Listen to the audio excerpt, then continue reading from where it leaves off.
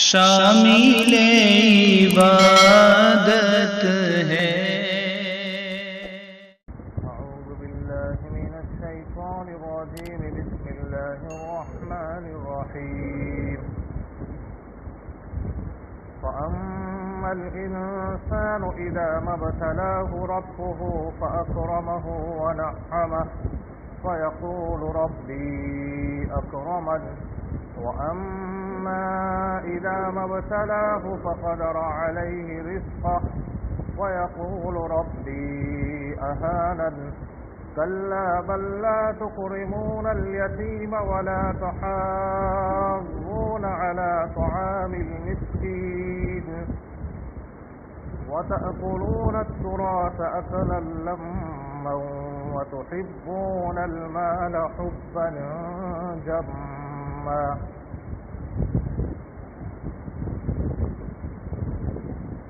یہ سورۃ الفجر کی درمیان کی آیتیں ہیں۔ اس سے پہلے کی جو آیتیں تھی اس سے تفسیر ہو چکی ہے۔ اس میں اللہ تبارک و تعالیٰ نے 4 چیزوں کی قسمیں کھائی تھی اور ان کی اہمیت کو بتلایا تھا، اور عبادات کی طرف انسان کی توجہ کو مبذول کیا تھا۔ اور پھر اس کے بعد میں قوم عاد، قوم ثمود اور فرعون کا تذکرہ کر کے یہ بتلایا تھا کہ جس قوم کے اندر طاقت کا اور ہنر کا گھمنڈ ہوتا ہے اور اس گھمنڈ کی وجہ سے ہماری بات نہیں مانتی ہے تو اس قوم کو ہم ہلاک کر دیتے ہیں۔ اور پھر فرمایا ان ربک لبالمرصاد، تمہارا پروردگار تو گھات میں ہے، ہر وقت تمہاری خبر رکھے ہوئے ہے اور تمہاری نگرانی کیے ہوئے ہے۔ اب ان آیتوں کے اندر اللہ تبارک تعالیٰ انسان کی 2 حالتوں کو بیان کر رہے، خاص طور پر کافر کی۔ ایک حالت اس کی خوشحالی کی اور ایک بدحالی کی حالت۔ خوشحالی میں اس کا رد عمل کیا ہوتا ہے اور بدحالی میں رد عمل کیا ہوتا ہے، اس کو جانیے۔ جب اللہ تبارک تعالیٰ اس کو خوشحالی دیتے ہیں، نعمتوں سے نوازتے ہیں اور اس کا اکرام کرتے ہیں، فَأَكْرَمَهُ وَنَعَمَهُ، اکرام و انعام سے نوازتے ہیں، تو وہ کہنے لگتا ہے ربی اکرمن، میرے پروردگار نے میری قدر بڑھا دی، میری عزت کی، یعنی اپنے آپ کو اس کا مستحق سمجھتا ہے اور اس کو شکر ادا کرنا چاہیے، اس کی بجائے ناشکری پر اتر آتا ہے۔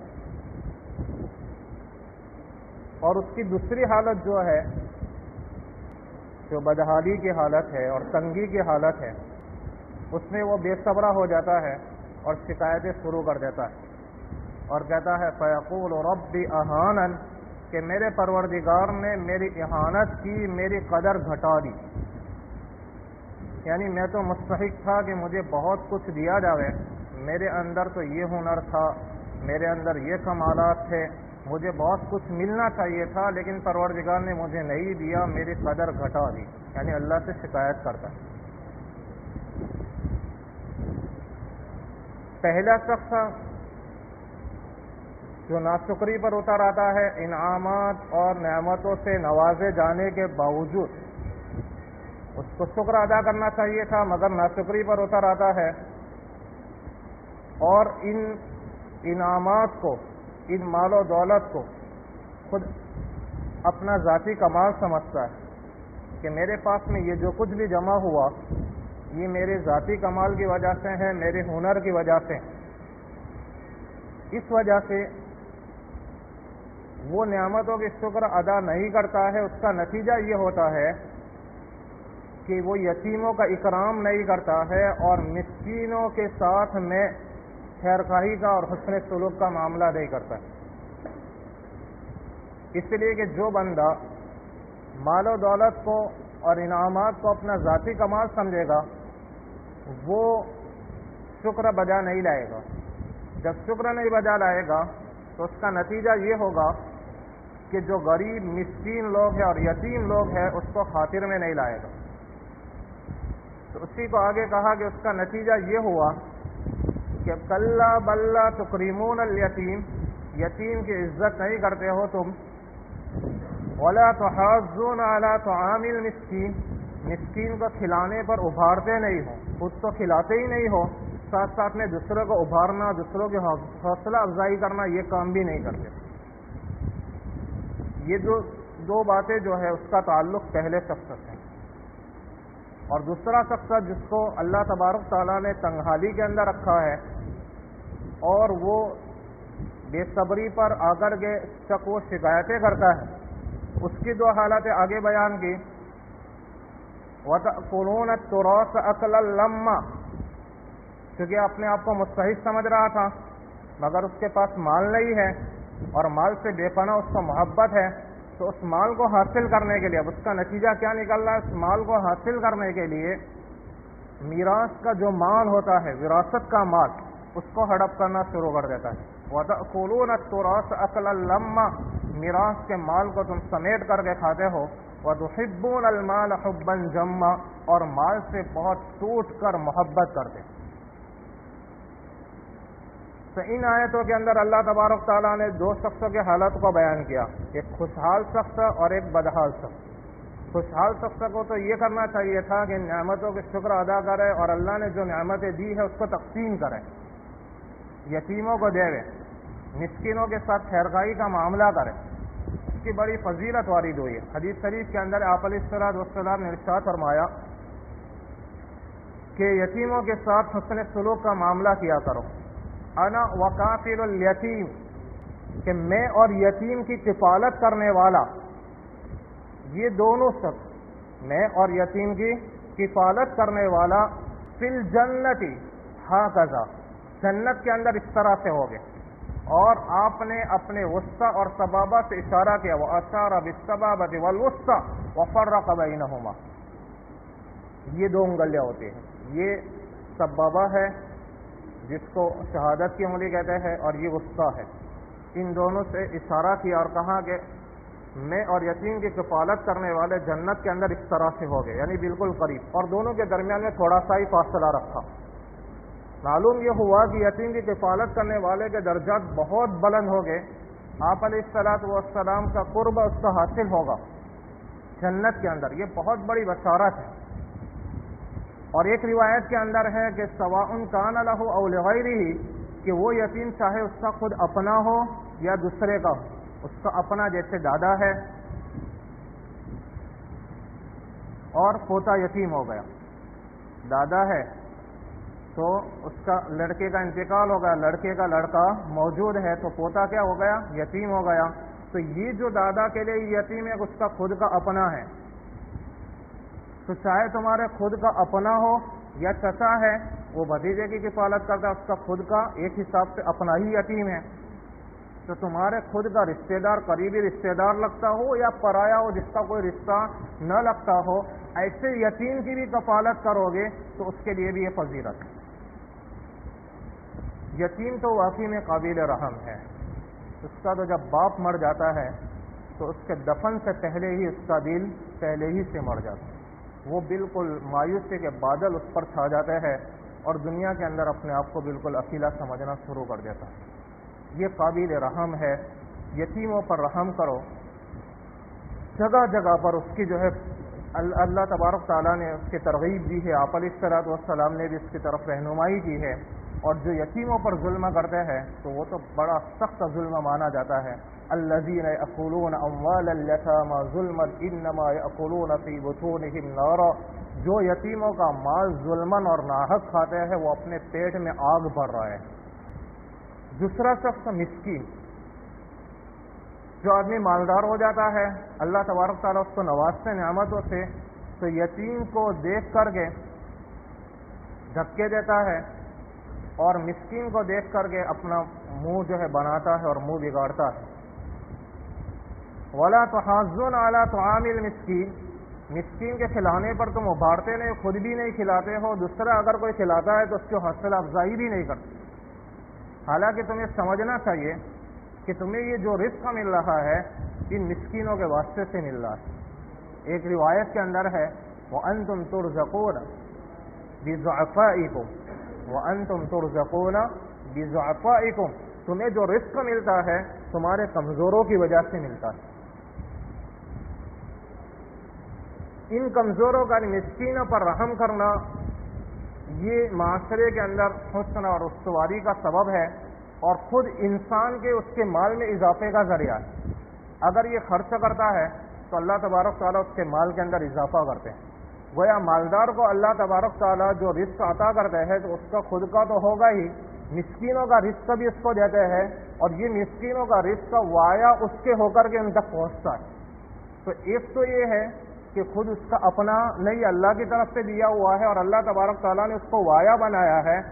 جب اس کو وایا بنایا ہے تو اس کو تو شکر ادا کرنا چاہیے کہ میرے وائے سے اور میرے تھرو سے ان تک پہنچ رہا ہے، تو اس کو تو بہت زیادہ شکر ادا کرنا چاہیے اور اس پر خوش ہونا چاہیے. اس مال کو روکنا نہیں چاہیے. اگر وہ روکنا شروع کر دے گا تو اس کا اپنا جو رزق ہے اس کے اندر سے بھی برکتیں اٹھ جائیں گی. تو اس کو تو یہ سمجھنا چاہیے کہ میرا اپنا کوئی کمال نہیں ہے اور یہ میرا مال نہیں ہے، یہ تو مجھے وایا بنایا گیا ہے اور اس کی بنا پر اللہ تبارک تعالیٰ مجھے بھی ثواب عطا فرما رہا ہے. حالانکہ میرا اپنا مال نہیں ہے، مجھے تو ایک وایا بنایا گیا ہے، اس کے باوجود بھی اللہ تبارک تعالیٰ اس مال کو دینے کی وجہ سے ثواب مجھے بھی دے رہا ہے. کیا اللہ کی شان رحیمی اور قریبی ہے. اگر بندہ یہ تصور کرے تو پھر اپنے مال کے اندر بخل کبھی بھی نہیں کرے. دوسری چیز، دو چیزیں جو آگے بتلائی ہے دوسرے شخص کے حوالے سے، جو بدحال ہوتا ہے وہ اپنی بدحالی کی وجہ سے بے صبری پر اتر آتا ہے اور بے صبری پر جب اتر آتا ہے وہ شکایتیں کرتا ہے اور سمجھتا ہے کہ میں مستحق تھا، مجھے ملنا چاہیے. تو اب یہ کسی نہ کسی طریقے سے مال کو سمیٹنے کی کوشش کرتا ہے. اب میراث کے مال کو سمیٹتا ہے. آج دیکھیں معاشرے کے اندر کیا ہوتا ہے کہ لوگ میراث کے مال کو ہڑپ کر جاتے ہیں، بہنوں کو حصہ نہیں دیتے، بہت سے اپنی پھوپھیوں کو حصہ نہیں دیتے اور میراث کے مال کو سمیٹ کر کے کھا جاتے ہیں. وَتَأْكُلُونَ التُّرَاثَ أَكْلًا لَمًّا وَتُحِبُّونَ الْمَالَ حُبًّا جَمًّا، اور مال سے بہت ٹوٹ کر کے محبت کرتے ہیں. حالانکہ یہ مالی حقوق جو ہے وہ بہت خطرناک ہے. کل قیامت کے دن اس کا ادا کرنا بہت مشکل ہو جائے گا. خدا آپ علیہ الصلوۃ والسلام نے اس قدر اہتمام فرمایا کہ اپنے آخری ایام کے اندر لوگوں کے سامنے کھڑے ہو کر ممبر پر آپ نے ارشاد فرمایا، لوگوں تم میں سے اگر کسی شخص کا مال میرے ذمے نکل آتا ہو تو مجھے بتلا دو، میں اس کو ادا کر دوں، اور اگر میں نے کسی پر کوئی زیادتی کی ہو تو وہ مجھ سے بدلہ لے لے. یعنی بندوں کے حقوق بہت زبردست ہے اور جو ہے بہت نازک معاملہ ہوتا ہے، اس کو دنیا ہی کے اندر پاک صاف کر کے یہاں سے جانا چاہیے. ایک روایت کے اندر آپ علیہ الصلوۃ والسلام نے ارشاد فرمایا، لوگوں یہاں دنیا ہی کے اندر اس کا تصفیہ کر لو، لوگوں کے حقوق ادا کر دو، ورنہ قیامت کے دن بہت مشکل ہو جائے گا. ایک مرتبہ آپ نے فرمایا، کیا تم جانتے ہو مفلس کون ہے؟ صحابہ نے عرض کیا کہ جس کے پاس مال و دولت نہ ہو. آپ نے فرمایا وہ نہیں، مفلس وہ شخص ہے کہ کل قیامت کے دن بہت ساری نیکیاں لے کر کے آئے گا، نیکیوں کے انبار ہوگے اس کے پاس میں. اب اس کے پاس جب حساب کتاب شروع ہوگا تو لینے والے بندے اس کے پاس میں آ جائیں گے. اس شخص کے ذمے لوگوں کے بہت سارے حقوق ہو گئے، وہ حقوق والے اس کے پاس میں اپنا حق لینے کے لیے آ جائے گا. اب ایک بندہ اپنا حق مانگ رہا ہے، وہ کہے گا تو نے مجھے گالی دی تھی، یہ اس کا حق ادا کر دے. دوسرا کہے گا تو نے مجھ پر تہمت لگائی تھی.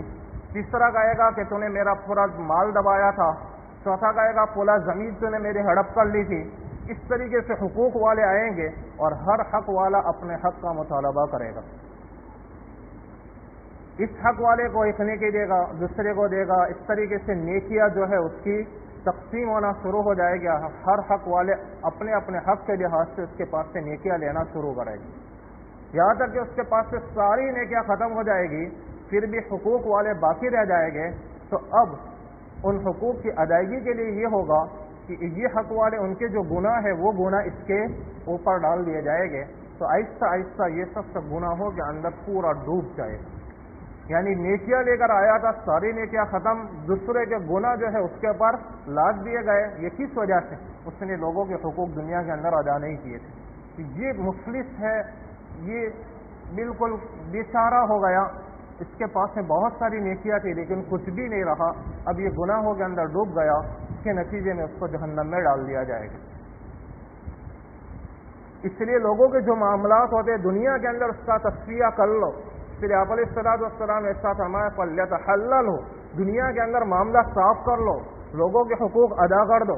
ہمارے بزرگان دین تو اس قدر اہتمام کرتے تھے کہ عقل حیرت میں پڑ جاتی ہے. حضرت حکیم الامت قدس سرہ ان کے حالات میں لکھا ہے کہ ان کو جو میراث کا مال ملنے والا تھا ان کے والد کی جانب سے, ترکے کے اندر جو مال آ رہا تھا اس کے اندر تھوڑا سا شبہ تھا. حالانکہ فتویٰ کے روح سے لینا جائز تھا, البتہ تقوی کے لحاظ سے مناسب نہیں تھا. اس طرح کا معاملہ تھا. انہوں نے حضرت گنگوہی قدس سرہ سے پوچھا کہ حضرت معاملہ ایسا ہے تو کیا کرو؟ تو حضرت نے فرمایا کہ فتویٰ کے روح سے بھائی لے سکتے ہو, البتہ اگر بچو تو یہ تمہارا تقویٰ ہے. تو انہوں نے لیا نہیں اور کہا کہ مجھے نہیں چاہیے, میرا اللہ والد ہے. حضرت گنگوہی بعد میں فرمایا کرتے تھے کہ بھائی مولوی اشرف علی کا ادنا تقویٰ یہ ہے, ادنا تقویٰ یہ ہے کہ انہوں نے اپنے والد کے میراث میں سے کچھ بھی نہیں دیا, اپنے بھائی بہنوں کو سب کے حوالے کر دیا. یہ ایسے متقی لوگ تھے. بعض بزرگان دین کے بارے میں آتا ہے کہ ایک معمولی سا قلم ان کے پاس میں رہ گیا, سفر کے اندر گئے تھے, کسی کا قلم رہ گیا, اب اس کو واپس کرنے کے لیے انہوں نے میلوں کا سفر کیا, اور حالانکہ معمولی سا قلم تھا اس کو اس کے مستحق تک اور اس کا جو حقدار تھا اس تک پہنچایا, تب جا کے ان کو چین آیا. وہ حقوق کو اس طریقے سے ادا کرنے والے تھے. کسی کا کوئی حق اپنے ذمے رہ جاوے تو وہ اس سے بے چین ہو جاتے تھے.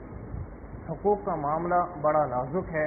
آج کل لوگ جو ہے میراث کے معاملے کے اندر بہت ہی زیادہ کوتاہی برتتے ہیں, اور ان حقوق کے ادا نہ کرنے کی وجہ سے معاشرے کے اندر ایک بے اطمینانی اور بے چینی پھیلی ہوئی ہے. ہر شخص اصل میں ایک انسانی نظریہ یہ بن گیا ہے, عام طور پر لوگوں کے حالات ایسے ہو گئے ہیں کہ ہر شخص اپنا حق تو لینا چاہتا ہے لیکن دوسرے کو حقوق ادا کرنے کی اس کو کوئی فکر نہیں ہوتی, اور جس کو دیکھو وہ شکایت کرتا ہے. آپ دارالفتہ کے اندر چلے جاؤ, ہم تو دارالفتہ میں رہے ہیں, میں نے تو تقریباً 13 سال تک یہی افتاء کا کام کیا تھا, لیکن افتاء کے اس کام کے اندر میں نے دیکھا کہ جو میراث کے مسائل والے آتے ہیں تو 99% اور 99% لینے والے آتے ہیں, دینے والا نہیں آتا ہے. یعنی ہر ایک یہ چاہتا ہے کہ کسی نہ کسی بہانے سے اپنا حق وصول کر لے, حالانکہ اس میں اس کا حق بنتا بھی نہیں ہے. بعض لوگ تو غلط مسئلہ, غلط سوال لکھ کر کے آتے ہیں اور پھر اپنا حق لینا چاہتے ہیں اور کہتے ہیں کہ مفتی صاحب نے فتویٰ دیا ہے, اور اپنے نفس کو تسلی دے دیتے ہیں میرے لیے تو جائز ہے. آپ علیہ السلام نے ایک مرتبہ ایک مقدمے کا فیصلہ کیا, اور یہ مقدمہ ایسا تھا کہ جن کے درمیان کے اندر جو حقوق لینے کے نکل رہے تھے, دو شخص آئے تھے, ایک مدعی تھا ایک مدعا علیہ, دعویٰ کرنے والا اور جس پر دعویٰ کیا گیا. یہ دو شخص ان کے پاس کوئی گواہ نہیں تھے, تو انہوں نے جو گفتگو کی اس کی بنیاد پر فیصلہ کر دیا. فیصلہ کرنے کے بعد یہ جب باہر نکلے ہیں تو یہ آپس میں جھگڑنے لگے, ان کی آواز بلند ہونے لگی. آپ کو اندازہ ہوا کہ شاید میرے اجتہاد میں اور میرے فیصلے کے اندر, کیونکہ گواہ تو تھے نہیں, تو ہو سکتا ہے کہ کوئی غلطی ہو. تو اس موقع پر آپ علیہ السلام نے ارشاد فرمایا کہ دیکھو لوگوں, تم میں سے بعض لوگ چرب لسان ہوتے ہیں, یعنی بہت اچھی طریقے سے بولنا جانتے ہیں, وہ دلائل کیسے پیش کرنے ہیں ان کو بولنے کا طریقہ اور سلیقہ آتا ہے. جیسے ایک وکیل بولتا ہے نا, اس طریقے سے مدلل بات اور گفتگو کرتے ہیں, اور جو پوائنٹ کی باتیں ہیں وہ پیش کرتے ہیں. اور جو فیصلہ کرنے والا ہوتا ہے اس کے چرب لسانی کی وجہ سے اور اس کے پوائنٹ کی باتوں کے کہنے کی وجہ سے سمجھتا ہے کہ یہ شخص حق پر ہے, حالانکہ جو حق پر ہے وہ بیچارہ اس کے پاس بولنے کی قوت اور طاقت نہیں تھی, اس کے پاس میں اتنی صلاحیت نہیں تھی. تو اس کا نتیجہ یہ ہوتا ہے کہ وہ اس کے حق میں جو زیادہ بولنے والا اور مہارت کے ساتھ بول رہا تھا اس کے حق میں فیصلہ کر دیا جاتا ہے. مگر یاد رکھو, اگر میں نے کسی کے بارے میں ایسا فیصلہ کیا ہے حالانکہ وہ ناحق پر تھا, تو سمجھو کہ میں نے جہنم کا ایک ٹکڑا اس کے حوالے کیا ہے. یوں نہ سمجھنا کہ میرے فیصلے کی وجہ سے وہ چیز اس کے لیے حلال ہو گئی. کون فرما رہے ہیں؟ یہ آپ کو روایت بیان کراؤ, بخاری شریف کی روایت ہے جس میں آپ علیہ السلام ارشاد فرما رہے ہیں. لہذا جو لوگ مفتیان کرام کے پاس میں جا کر کے اپنے فیصلے اپنے حق میں کرواتے ہیں اور جھوٹے سوال ایسا پوائنٹ ایسا پھیر دیتے ہیں جس کی وجہ سے جواب ان کے حق میں ہو جاتا ہے, تو وہ تو مفتی کا کام کیا ہے, جیسا سوال ہوگا ویسا جواب دیا جائے گا وہ تو استفتا کے اوپر پورا مدار ہوتا ہے. تمہارا سوال کیا ہے اس کے اوپر. اگر تم نے سوال میں گڑبڑی اور خیانت کی ہے تو یہ نہ سمجھنا کہ مفتی صاحب کے فتوے کی وجہ سے وہ چیز تمہارے لیے حلال ہو گئی. کبھی بھی حلال نہیں ہو سکتی. ہمارے حضرت اکثر فرماتے تھے کہ آپ علیہ الصلوۃ والسلام نے تو فرمایا تھا میں نے جہنم کا ٹکڑا دیا ہے تو مفتی صاحب کے اس فتوے کی وجہ سے پوری جہنم لے رہا ہے. ٹکڑا بھی نہیں, پوری جہنم لے رہا ہے. یہ سمجھنا کیا سمجھتے ہیں لوگوں نے, پتہ نہیں. مالوں کو ہڑپ کرنا اتنا آسان کر لیا ہے اس کو کوئی سمجھتا ہی نہیں.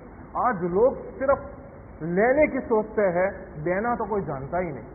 حالانکہ اگر ہم دینا شروع کر دیں, ہم شریعت کے اندر اگر نظر کریں تو شریعت کا جب خطاب ہوتا ہے لوگوں کے حقوق کے تعلق سے تو اس طرح سے بیان کرتے ہیں کہ لوگوں حقوق کو دو. کہیں بھی یہ نہیں کہا کہ اپنے حقوق لو اور لینے کا مطالبہ کرو. کیوں کہ جو بندہ دینے کا شروع کر دے گا تو لینے کا جو حق ہے وہ تو اس کو خود بخود مل جائے گا. میں آپ کو ایک مثال سے سمجھاؤں. ایک استاد سے انہوں نے اپنے شاگردوں کو اور اسٹوڈنٹ کو جمع کیا اور کہا کہ آج پریکٹیکل طریقے پر ایک چیز ہم سمجھتے ہیں. تو کیا کیا انہوں نے, جتنے طلبا تھے کلاس کے اندر, مثلا 30 طلبا تھے, 30 اسٹوڈنٹ تھے, ان کے مقدار کے برابر غبارے لائے, پھولائے ہوئے غبارے, اور اس کے پر ہر غبارے پر ایک طالب علم کا نام لکھ دیا. اور پھر اس کے بعد میں کہا کہ میں اس کو ہوا میں اچھالوں گا, ہر طالب علم اپنے نام کا غبارہ پکڑ لے, ہر ایک کو اپنا حق وصول کرنا ہے اور جلدی سے یہ کام کرنا.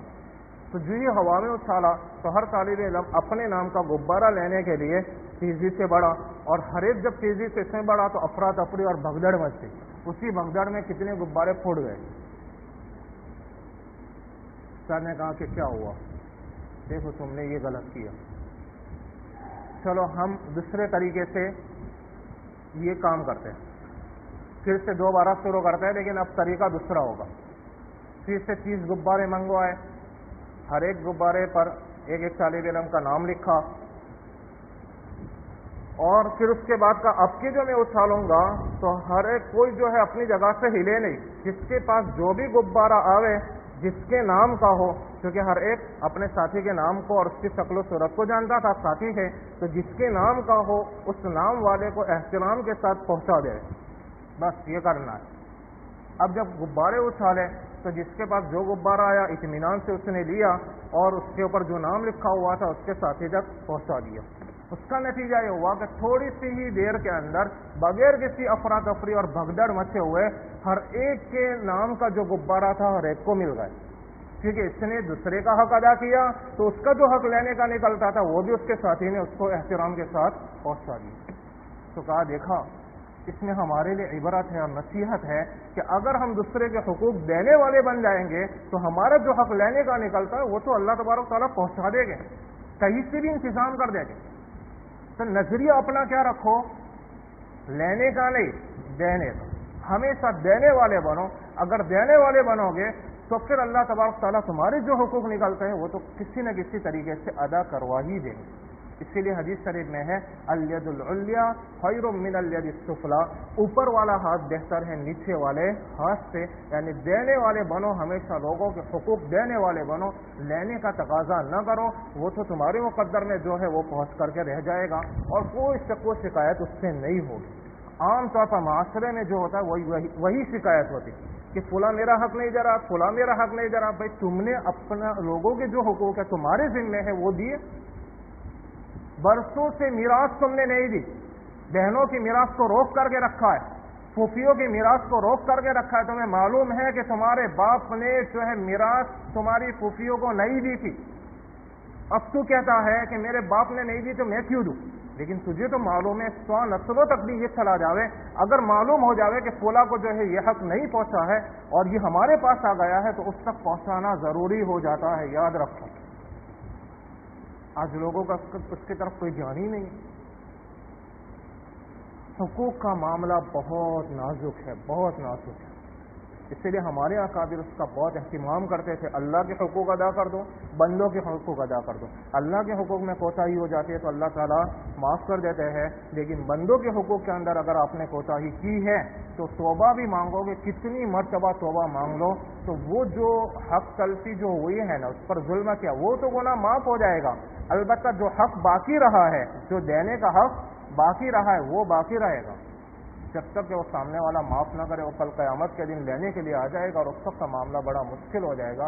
اس لیے دنیا کے اندر ہی اپنے آپ کو پاک صاف کر لے ان حقوق۔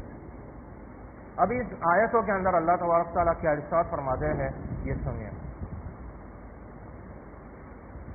وَأَمَّا الْإِنسَانُ إِذَا مَا ابْتَلَاهُ رَبُّهُ فَأَكْرَمَهُ وَنَعَّمَهُ، تو انسان کو اس کے رب نے آزمایا، یعنی اس کو اکرام و انعام سے نوازا، فَيَقُولُ رَبِّي أَكْرَمَنِ، تو وہ کہتا ہے کہ میرے رب نے میری قدر بڑھا دی۔ وَأَمَّا إِذَا مَا ابْتَلَاهُ فَقَدَرَ عَلَيْهِ رِزْقَهُ، اور تو جب اس کو دوسرے طریقے سے آزمایا اور اس کی رزق کو تنگ کر دیا، وَيَقُولُ رَبِّي أَهَانَنِ، تو وہ کہتا ہے میرے رب نے میری توہین کی، میری ناقدری کی۔ کَلَّا بَل لَّا تُکْرِمُونَ الْیَتِیمَ، ہرگز نہیں بلکہ تم یتیموں کا اکرام نہیں کرتے ہو۔ وَلَا تُحَاضُّونَ عَلَىٰ طَعَامِ الْمِسْکِینِ، اور تم یتیموں کے کھلانے پر حوصلہ افزائی نہیں کرتے ہو۔ وَتَأْكُلُونَ التُّرَاثَ أَكْلًا لَمًّا، اور تم میراث کے مال کو سمیٹ کر کے کھاتے ہو۔ وَتُحِبُّونَ الْمَالَ حُبًّا جَمًّا، اور تم مال سے ٹوٹ کر محبت کرتے ہو۔ اللہ تبارک تعالی ہم سب کو اپنے اور تمام مخلوق کے مکمل حقوق ادا کرنے کی توفیق نصیب فرمائے۔